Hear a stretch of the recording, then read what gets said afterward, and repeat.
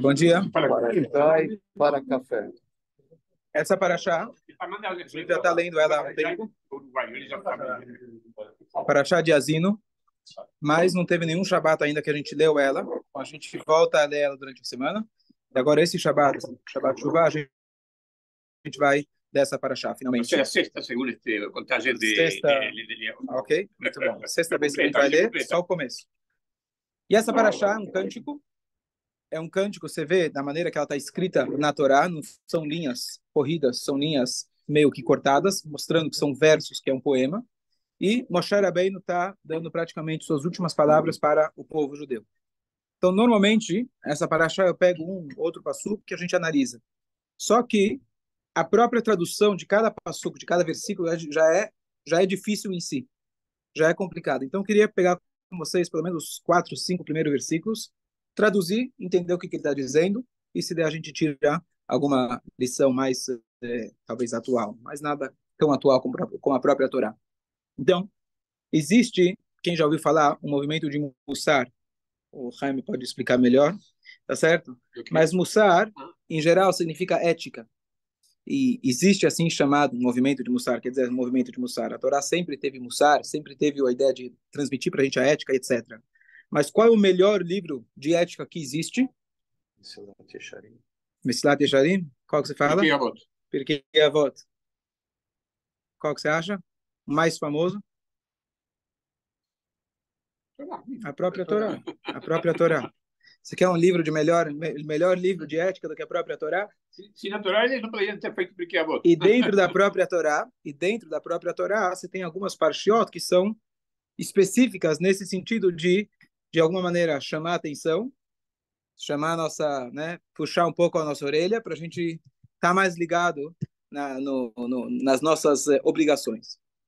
Então, Moshe Rabbeinu começa o seu discurso dizendo: Hazinu Hashamayim Vadaber. Ouçam os céus e eu vou dizer: Vetishma haaretz imrei fi.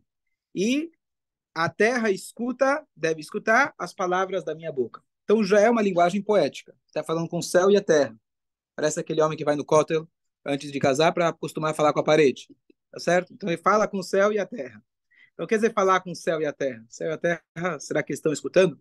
Mas ele colocou como testemunhas. Normalmente, quando a gente precisa atestar alguma coisa, conforme a lei da Torá, precisa de 2 testemunhas. Então ele colocou 2 testemunhas, diz Urashi, que eles são eternos. Pelo menos enquanto o mundo existir, o céu e a terra vão estar sempre aí. E eles vão ser as testemunhas. E dentro da Torá existe uma lei interessante. Quem é, se você precisa aplicar uma pena para alguém, até pena de morte, quem é o carrasco do tribunal? Quem vai querer ser o carrasco? Então a Torá fala: Yad ha'edim tiebo barishoná. O ideal seria aquele que testemunhou, aquele que viu o crime, ele mesmo aplicar a pena. Se ele não consegue ver sangue, não quer aplicar a pena, então o tribunal coloca uma outra pessoa. Mas a primeira mitzvah seria aquele que viu, ele mesmo que aplica a pena. Diz para a gente, os nossos sábios, por que Moshe Rabbeinu colocou os céus e a terra?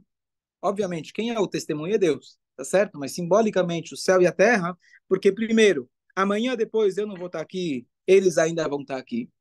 Então não adianta eu advertir hoje, se amanhã depois eu não estou aqui, não tem mais ninguém para falar, então vocês vão esquecer o nosso pacto, o nosso trato.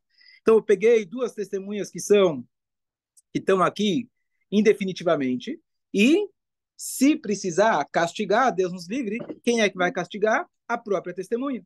Se o céu ou a terra verem que vocês não estão cumprindo com o nosso pacto, então o céu vai deixar de dar chuva, a terra vai deixar de dar seus frutos, e assim você vai ter diretamente a consequência dos seus atos. E vice-versa. Se você fizer a vontade de Hashem, Hashem vai dar para você as chuvas, a terra vai dar seus frutos, conforme as suas atitudes. Esse é o primeiro passuco. Dúvidas? Tudo tranquilo? Tá bom. Agora, tem aqui uma mudança de linguagem, logo nesse passuco. Ele fala azino, osnaim, em hebraico é orelha. Depois ele fala vetishma, shomea é ouvir. Em português também tem escutar, ouvir. No hebraico, o razino é uma linguagem de proximidade. Quando você está próximo de alguém, você quer que a pessoa escuta, ó, você que é otorrino, qual que é a linguagem certa? Você trabalha com isso? Português? Em português é o quê? Razina Ouvir. é perto. Razina é perto. Ok, boa. Tá? Parece minha esposa. Você está escutando o que eu estou falando? Eu repito as últimas 3 palavras. Estou, né? Não é assim que você faz? Razino, certo? Razino é uma linguagem de proximidade. E betishma, lishmoa, ve'ayayim, chamou é uma linguagem mais distante. Por que Moshe Rabbeinu usa 2 verbos diferentes de escutar, um em relação ao céu, de proximidade, e um de distância em relação à terra? Então aqui já vem uma dica importante, que Moshe Rabbeinu, ele estava mais próximo do céu do que da terra. Então, quando ele está colocando o céu, escuta aqui, o céu está no lado dele. Ou seja, o espírito para ele, os assuntos espirituais para Moshe Rabbeinu era o que era mais relevante e importante. A terra, simbolizando a matéria, era distante para ele. E aqui também já tem uma dica para nós, que a gente fala todos os dias no Aleinu de Shabeach, que Hashem daqui, do céu para cima e da terra para baixo. Então, o que acontece? Muitas vezes você vai falar para alguém, vamos comprar um lulav? Ele pergunta, qual é o mais barato? Tá certo? E quando você vai comprar um bem material, qual é o melhor? Certo? É a natureza nossa humana. Moshe Rabbeinu ensina para gente que o céu está mais próximo e a terra está mais distante. Então, ele faz o contrário. Eu quero um carro que anda. Chega na loja, eu quero um carro que anda. Ah, mas esse tefilin é do meu avô, eu tenho um sentimental, tenho um valor sentimental. Aconteceu agora no Rosh Hashanah. Falou para mim, eu tenho um valor sentimental pelo tefilin do meu avô. Eu falei assim, o carro também que você tem é de quando você tinha 18 anos? Também era do teu avô? Também era do teu avô? Não, não, o carro não. O carro é o carro do ano. Tá certo? Então, por isso, a gente fala, Bashamaim mimal. Em assuntos celestes, mimal. Você tem que olhar para cima. Tem que olhar quem tem melhor do que eu. Quem tem um tefilin, um etrog, uma mitzvah melhor que a minha? Ve'ala aretz, em assuntos mudanos, mitachat. Você olha para baixo. Eu, pelo menos, tenho um carro. Meu vizinho tem que pegar o metrô. Então, em assuntos mundanos, então por isso Moshe Rabbeinu fala, Azino, ele estava mais próximo para ele, os assuntos celestes estavam muito próximos. Ele ouviu dizer da matéria, ele ouviu, alguém contou para ele que existe, certo? Algo material. Então aqui vem já a mensagem, não só que ele colocou o céu e a terra como testemunhas, mas qual testemunha é a mais próxima, qual deve ter mais próximo de nós, deve ser, a gente tem que se empenhar, se forçar, para que seja os assuntos celestes e não assuntos materiais. Boa. Vamos lá. Fala. Agora, Denis... O carro do meu avô, que era Maverick. Eu gostaria de ter esse carro no carro do meu avô. Tem ainda? Hoje em dia tem valor, é valor emocional. Yarof Kamatar Likhi. Olha que bonito. Que os ensinamentos da Torá gotejem como a chuva. Tizal Katal Imratim. Que minhas palavras caiam como orvalho. De novo, uma linguagem muito poética. Mas a Moshe Rabbeinu está dizendo que os ensinamentos, os meus ensinamentos, quais são os ensinamentos de Moshe Rabbeinu? O que ele ensinou a não ser a Torá? Sejam como a chuva, e depois ele compara também que minhas palavras caiam como orvalho. Qual é a diferença da chuva e do orvalho? O orvalho é todo dia. Orvalho é fixo, todos os dias tem orvalho. Numa cidade poluída como a nossa, na hora que você acorda, você mal vê o orvalho, mas todo dia cai o orvalho. A chuva, nem sempre, tá certo? Então, primeiro ele fala... Hã? É uma boa pergunta, eu também não sabia. Se você vai em Atibaia, quem tem casa em Atibaia, todo dia de manhã você vai ver que está um pouco molhado. Sem exceção. Em São Paulo, Eu estava em Israel, Hã? eu estava em Israel na época de Shavuot, um calor, assim, não um calor, mas estava muito quente, estava muito No quente. orvalho cai. Todo dia de manhã lá tinha um nunca terracinho reparei, lá, mas eu acho aluguei, que Tem. tudo molhado. A poluição, eu não sei se a poluição ela faz com que ele evapore muito rápido ou que talvez não chega nem a tocar o chão, mas que cai Por todo isso que dia. tem a música, Orvalho, como que é? Orvalho vai cair. Pode ser, eu não sei. Não, Não conheço a música. muito cedinho na noite, eu acho que ainda está mais frio, é capaz que o orvalho. Que esteja lá. Toda orvalho, como eu sei, não que eu fui ver, mas a Torá fala. Então fala, então tá certo. certeza. Morir a tal, il verão cai in Israele quando lo cai, morir no, quando isso não chove em Israele. Sim, tem aqueles, se você fala Moridatal, vale, porque Morital você tem o ano todo. Ok, então a comparação com a chuva é brachá, chuva é aquilo que a gente mais precisa, quer dizer, se a gente vivesse só do orvalho, não, se caísse só orvalho, você não teria a colheita. Então, por isso ele compara primeiro com a chuva, depois com o orvalho. Qual é a vantagem do orvalho sobre a chuva? A chuva sobre o orvalho, porque eu preciso dela para poder. O orvalho, além dele dar o sabor e etc., ele complementa a plantação, ele complementa todas as frutas, ele dá sabor para elas e tudo, mas o orvalho nunca atrapalha ninguém, não incomoda ninguém.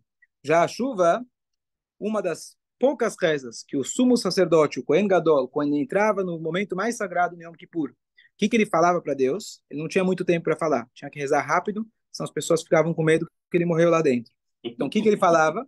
Ele falava, Deus, não dê atenção para a reza dos viajantes.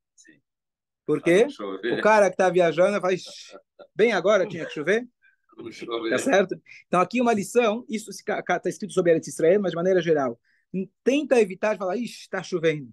Que ruim, bem agora está chovendo. Chuva é brachá. Chuva é brachá. A gente não pode reclamar de uma brachá. A gente pede todo dia no Shema Israel que Hashem dê beitó. Beitó é na hora certa. Qual que é a hora certa? Sexta-noite. Sexta-noite já está em casa. Está todo mundo lá jantando, de preferência depois que já voltou da sinagoga. Tá certo? A não ser que você vai jantar na casa do... Eu estou aniversário do filho. Tá certo? Então, não. Então, sexta-noite, que é a hora que ninguém viaja, Shabbat, você já está em casa, então essa é uma hora boa de chover. Mas mesmo assim, se chove em algum outro horário, quando você tinha um plano de fazer alguma coisa que você precisava contar com um dia ensolarado, bem agora, você fala, Baruch Hashem que está chovendo. Você pode também pedir para Deus, Deus, faça chover hoje à noite. Mas... Fala só um pouquinho para ir até a sinagoga. Aí pode voltar a chover depois que eu chegar lá. Chuva é brachá, a gente não reclama sobre brachá, mas ela pode encomendar. Tem chuva de destruição. Tá? Tem chuva de destruição, felizmente a gente vimos recentemente, tá certo? Inclusive tem a história na Gemara em relação a isso, mas de maneira geral a chuva boa, tá certo? Às vezes vem na hora que a gente não é mais conveniente para a gente. Por isso ele compara com o orvalho e a chuva. Quer dizer, a brachá de Hashem tem as duas vantagens. Uma vantagem de ser como a chuva, quer dizer que a gente precisa dela, ela ajuda a colheita e etc. E ao mesmo tempo a brachá também da Torá, que seja como orvalho, que não atrapalhe ninguém nesse sentido. Certo?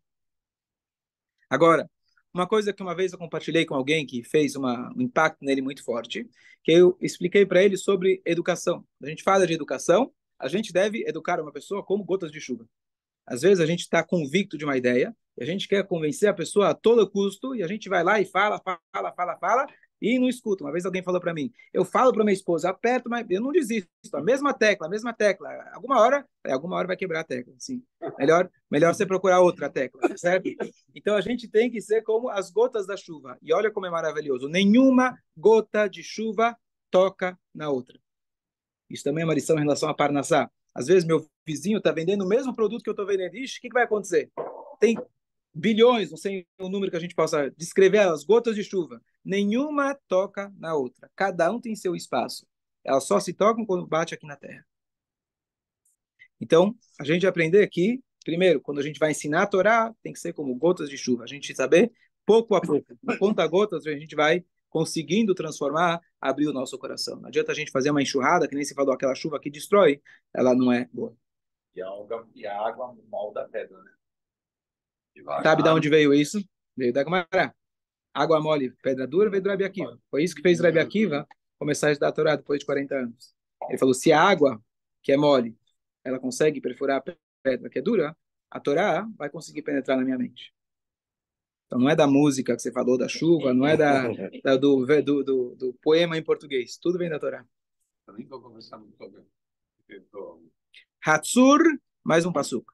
Hatsur tamim pulei desculpa. Kishem Hashem ekra, que o nome, quando eu invocar o nome de Hashem, Havu Godel Elokeinu, atribuam grandeza a nosso Deus. Passuco meio que parece que está do nada. Quando eu invocar o nome de Deus, tragam grandeza para o seu nome. Então, quem lê isso só na tradução, o que está dizendo? O que está falando? Então, aqui tem duas mitzvot, dois detalhes que a gente aprende dessa passagem.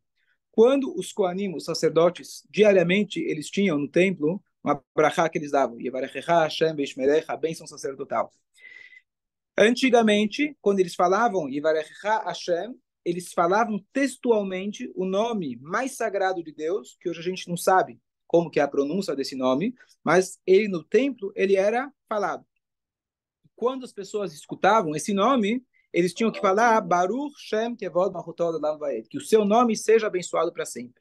Da onde se aprende que tem que ter essa resposta, esse geograu, que Shem Hashem Ekra, quando invocar o nome de Deus, você vai ter que responder Havu Godel Elokeinu, traga a grandeza para Deus. Ou seja, daqui a gente aprende, se alguém fala o nome de Deus, o que você vai responder?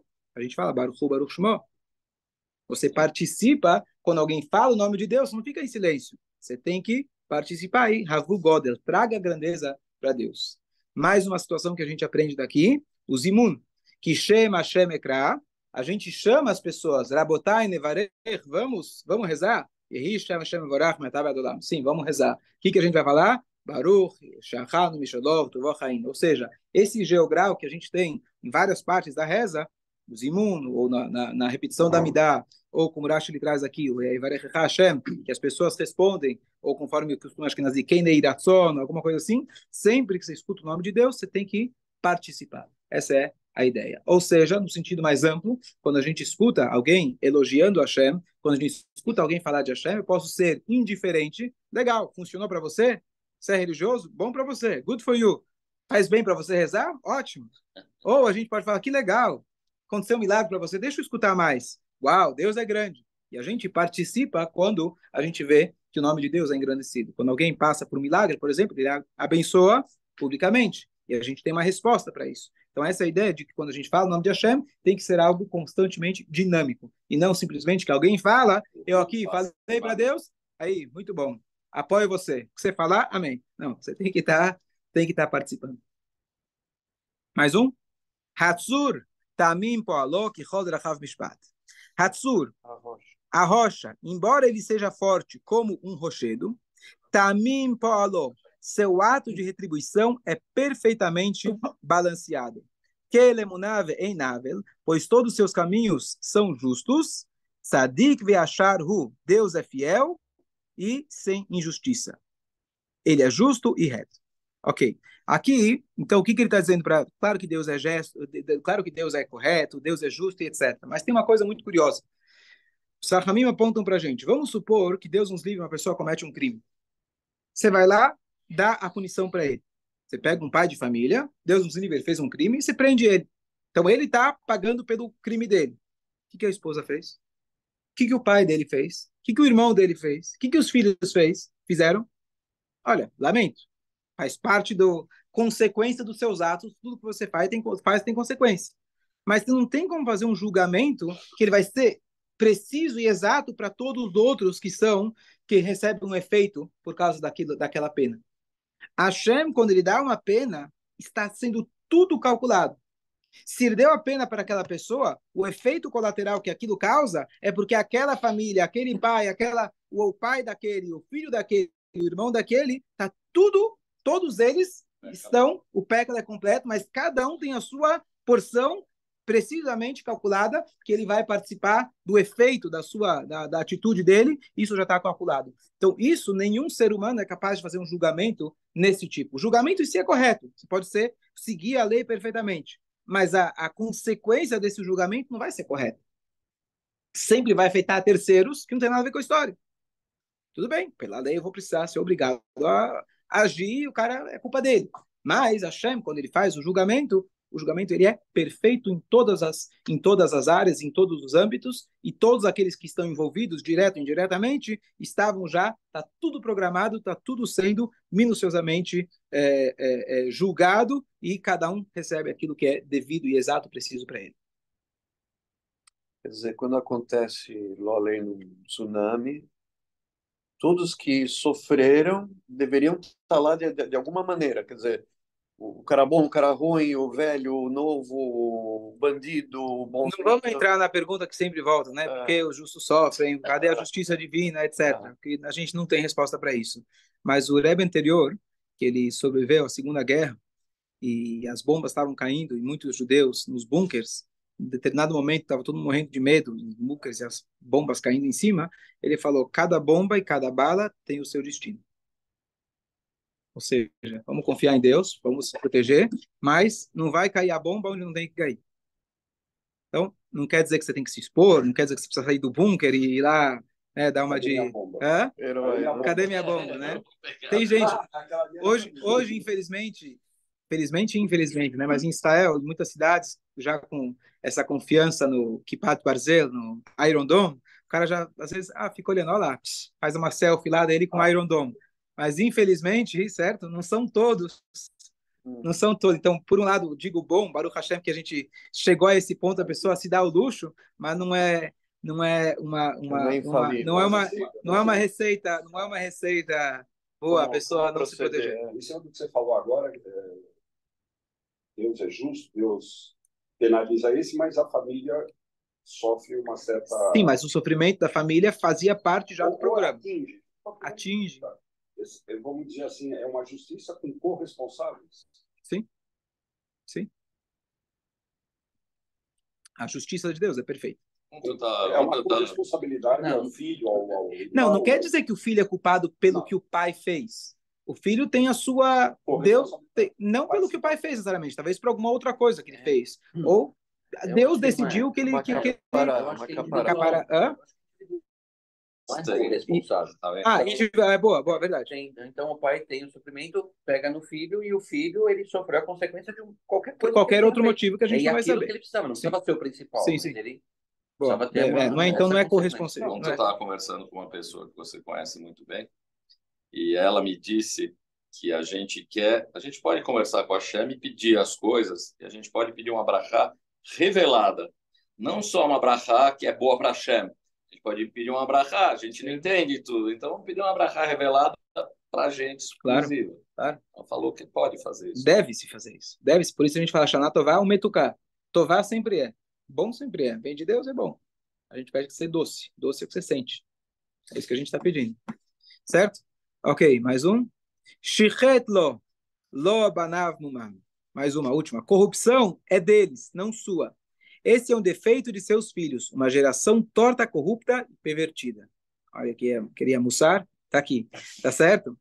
Shichetlo. O que acontece? Muitas vezes a gente questiona o julgamento divino. E, na verdade, a gente está apenas colhendo o fruto daquilo que a gente plantou. Se tem algo de errado, a gente tem a tendência de falar, Deus, por que você fez isso comigo? Ao invés da gente parar e olhar e tentar corrigir o que fez de errado. Em vez de falar para Deus quão grande é seu problema, diga seus problemas quão grande Deus é. Então, shichet lo. Se deu errado, se destruiu, lo, é seu. Isso é seu. Dá uma olhada, pensa e reveja seus atos. Nem sempre a gente vai conseguir ser o juiz. O único juiz é Deus. Mas muitas vezes nós temos uma alerta. Vou dar um exemplo. A gente tem... Não é exatamente o que o pastor está falando, mas a Hashem dá para a gente muitas alertas, e às vezes a gente não presta atenção. Então, uma pessoa, há pouco tempo atrás, agora no mês de Elul, ele bateu o carro e teve perda total. Baruch Hashem, saiu inteiro, não aconteceu nada com ele, não aconteceu nada com ninguém, mas o carro, perdeu o carro, o seguro, etc., vai cobrir, mas perguntei o que aconteceu, bobiei, estava no celular. Mas não terminou por aí. Aí ele falou, mas o negócio não é esse. Uma semana antes, eu tinha dado uma batidinha, pelo mesmo motivo. Quantos de nós... Então, ele teve alerta, ele teve a chance, e teve mais uma, Baruch Hashem. Agora só foi o carro e ele tá inteiro. Mas a gente precisa... Se eu tropecei uma vez, opa, tem alguma coisa aqui. Melhor eu consertar agora, do que... E a Hashem, ele manda pra gente alertas. Então, quando acontece alguma coisa, shichet lo. Então, só saber... Sim, verdade, agora me lembrei, verdade. Baruch Hashem saiu ileso. Então, ficar atento também no aspecto espiritual. Se Hashem ele manda para a gente uma mensagem, não é necessariamente para a gente fazer o cálculo. Ó, isso aconteceu por causa disso, então você também vai querer virar Deus. Eu sei porque aconteceu isso, eu fiz aquilo. Não é isso. Mas, sempre que acontece alguma coisa, a gente parar e tirar uma mensagem. A mesma coisa sobre, por exemplo, o Holocausto. Deus nos livre, certo? Ninguém está justificando nada e de forma nenhuma a gente pode saber o motivo que aconteceu. Mas depois que aconteceu, a gente tem que parar e rever o que eu posso fazer para o futuro ser melhor. Não quer dizer que aconteceu por isso, certo? Uma pessoa que anda de bicicleta, se ele está de capacete, se ele cai, ele vai estar mais protegido. Não quer dizer que ele caiu porque ele estava de capacete ou sem capacete. Caiu porque caiu, a gente não sabe por que caiu. Mas se você está de capacete, está mais protegido. Então, depois que você caiu, para e pensa que tipo de capacete eu posso colocar. Não estou justificando ou explicando o que aconteceu. Ou como que eu vou dirigir. Então, a pessoa deve parar, sempre pensar. Sempre que acontece alguma coisa nossa, a tendência nossa é reclamar para Hashem. Podemos pedir e devemos pedir. Mas junto com isso, a gente tem que parar e pensar, shichet lo. Alguma coisa tem a ver comigo. Nenhum julgamento ou nenhuma bala vai no lugar errado. Se caiu em mim, alguma coisa tem, eu preciso parar e rever os meus atos. É igual aquele livro o Rabino e o Mundo, né? Rabino o quê? O Rabino e o Mundo, sobre o Jonathan Sachs, né? O Rabino Sim, mas qual que é o livro? O Rabino e o Mundo, o Rabino e o Mundo. Jonathan Sachs. Mas qual escreveu o Gilberto, Dinister. Não é Gilberto, é Jonathan Sachs? Mas o que diz qual a lição? Não, tem essa parte do Holocausto, né, que ele fala, né, que, bom, é incompreensível, não tem explicação. Aí ele fala, mas o que tirou da lição é que, com toda aquela tristeza que estava lá, os judeus faziam os seus bar mitzvahs, os casamentos. A resiliência. Essa é a lição que fica, não é apenas uma lição, são milhares de lições. E a gente tem que continuar aprendendo as lições. O próprio fato de a gente se proteger, o próprio fato de a gente tomar as atitudes, providências muito práticas em relação ao antissemitismo. Cada um parar e pensar no seu dia a dia. Assim. Então, se a gente alguma coisa está errada, em vez de virar para Deus e reclamar, olha no espelho e vê o que eu poderia fazer diferente. Não quer dizer, você não está justificando o porquê aconteceu. Mas se aconteceu, para e pensa o que eu posso melhorar. O Rabino Malovani contou uma história no Shiuri ontem, do Holocausto, lá, aquele do Rabino que ia seguro, tudo. Né? Bom, depois você me conta. Deixa só... Vai mais um? Então em cima da hora. Vai, então, terminamos por aqui. Baruch Hatimat Tová. Que tchau a todos. Tchau. Que tchau. Bom dia, mãe. Bom dia, Hersh. Bom dia, Hannah Kittel. Bom dia, senhora Farashi. Que tchau. Deixa eu aqui só ligar aqui, quem quiser. Ok.